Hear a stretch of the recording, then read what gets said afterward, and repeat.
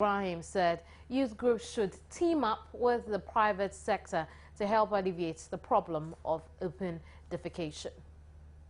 If youth groups are able to mobilize themselves, very well, they can form themselves into formidable youth entrepreneurial groups, who can meet private sector people to access, support to be able to even construct slabs that can be processed into making household toilets that people can be able to buy and construct, toilet in their home. But to the extent that many people do not know about the tenets of this policy prescriptions and what they contain, they cannot engage to be able to take advantage of the policy.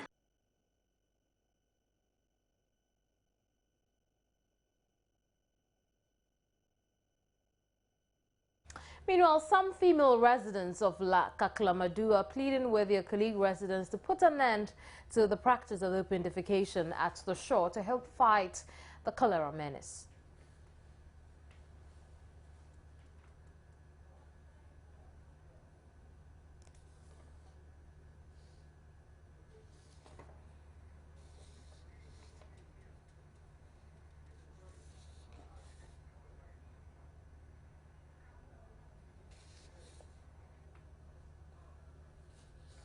Well, now Kaklamadu is the focus community for clean communities in the Greater Accra region, and clean communities is this and every Friday at 7 p.m.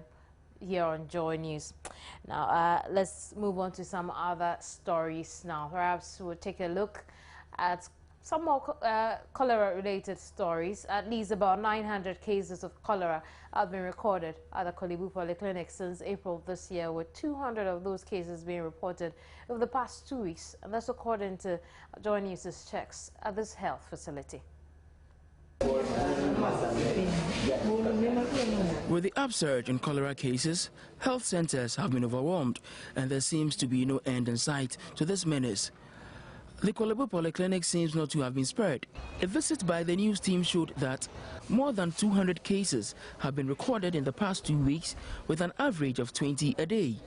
The nurses on duty, who declined to speak on camera, say vomiting and diarrhea are the most peculiar symptoms of most of the patients that report to the clinic. They say they hydrate the patients till their condition stabilize and they are taken to the wards. Unfortunately, the health facility lacks enough beds to accommodate the patients who report to the clinic. Thus, a makeshift wooden structure has been put up to accommodate the female patients who come there with cholera cases. They also believe the city authorities are not doing enough to combat this menace.